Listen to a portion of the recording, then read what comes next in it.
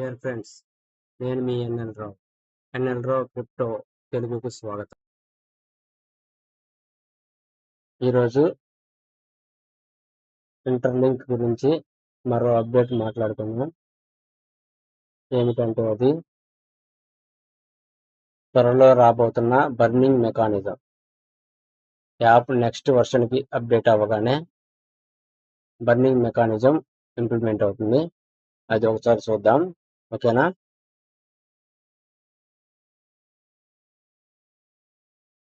Next page open చేస్తే అంటే Twitter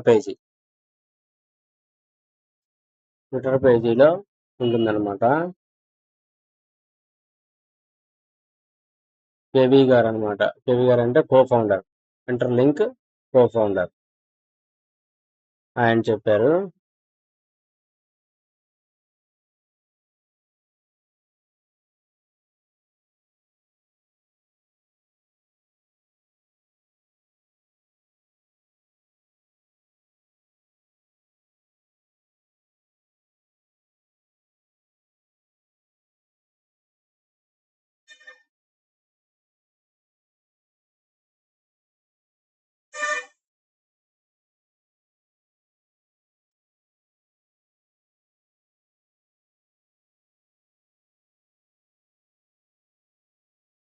ఇవ్వండి ఇంటర్లింక్ ఓపెన్ గారు తను ట్వీట్ చేశారు. ఏమని ట్వీట్ చేశారంటే,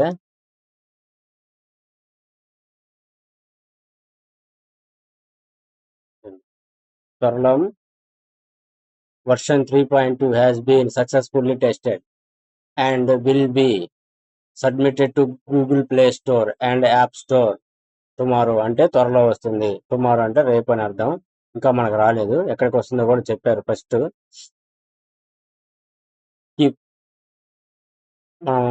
ఇంగ్లీష్లో నేను అంతగా నాకు నాలెడ్జ్ లేదు కాబట్టి దీన్ని తెలుగులో మార్చి మీకు చదివి వినిపిస్తాను, ఓకేనా? మీకు ఇంగ్లీష్ వచ్చిన వాళ్ళు ఒకసారి చదువుకోండి.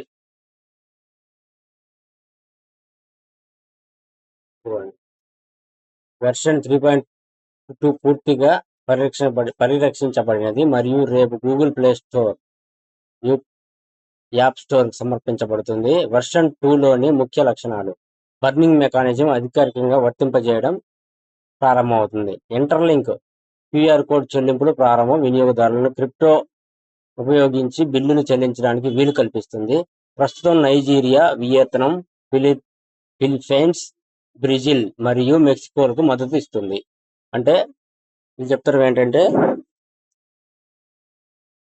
బర్నింగ్ అంటే మనం వాళ్ళు ఇన్ని రోజులు అని చెప్తారు, 15 రోజులు అనుకుంటున్నారు అందరూ. 15 రోజులు కానీ 14 రోజులు కానీ ఇన్ని రోజులు మనం ఎటువంటి మనం కాయిన్స్ని ఎర్న్ చేయడం ఆపేస్తే, అంటే యాప్ని ఉపయోగించడం ఆపేస్తే మనకు వచ్చిన కాయిన్స్ అన్నీ బర్న్ చేయబడతాయి, అంటే వెళ్ళిపోతాయి. అంటే కరెన్సీలో నుంచి, అంటే అసలు ఒక ఎక్స్చేంజ్లో నుంచే వెళ్ళిపోతాయి, అంటే బయటకు వెళ్ళిపోతాయి, కాలిపోతాయి అన్నట్టు, పనికి రాకుండా వెళ్ళిపోతాయి.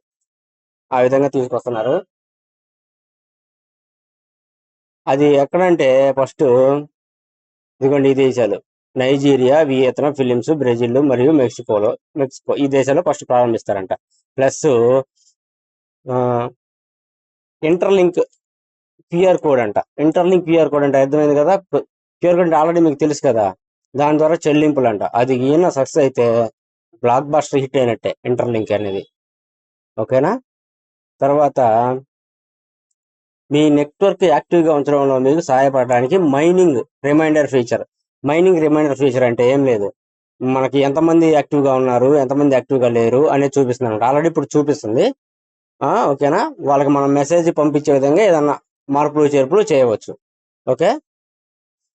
తర్వాత హాంకాంగ్ అనే కంపెనీ మన టోకెన్స్ కొన్నదన్నమాట. పెట్టుబడి కొన్ని టోకెన్స్ తీసుకుంది. వాళ్ళు ఆ టోకెన్స్ ద్వారా, అంటే వాళ్ళ గేమింగ్కి తీసుకున్నారనమాట. ఈ ITLG టోకెన్స్ కొన్నారు.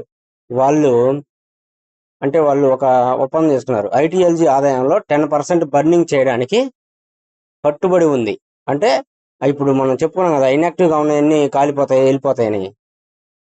అందువల్ల అవి అలా వాళ్ళే చేస్తారు, ఆ మెకానిజం వాళ్ళే చేస్తారండి. అందువల్ల ITLG బర్న్ చేయబడిన మొత్తాన్ని ట్రాక్ చేయడానికి మరియు ప్రదర్శించడానికి రాబోయే డాష్ బోర్డు ప్రాముఖ్యం అంటే ఒక డాష్ బోర్డు అంటే ఇంకొక ఆప్షన్ అన్నమాట. ఎన్ని కాలిపోయినాయి ఏంటి అనేది కూడా మనకి ఎప్పటికప్పుడు అప్డేట్ అవుతూ ఉంటుంది. ప్రతిరోజు నవీకరించబడను, ప్రతిరోజు చూపిస్తుంది అనమాట. ఓకేనా? తర్వాత ఇంకేమున్నాయి కొత్త అప్డేట్స్? ఇంకా ఉన్నాయి, చెప్తాను. నాకు తెలిసిన అప్డేట్స్ పెడతా ఉంటాను. ఈ వీడియో మీకు నచ్చినట్టయితే లైక్ చేయండి, షేర్ చేయండి, సబ్స్క్రైబ్ చేయండి. ఓకేనా? కామెంట్ సెక్షన్లో ఇంకా బెటర్గా నేను ఎటువంటి తప్పులు మాట్లాడానో కొంచెం మీరు రాసి పెడితే నేను నెక్స్ట్ సరి చేసుకుంటాను.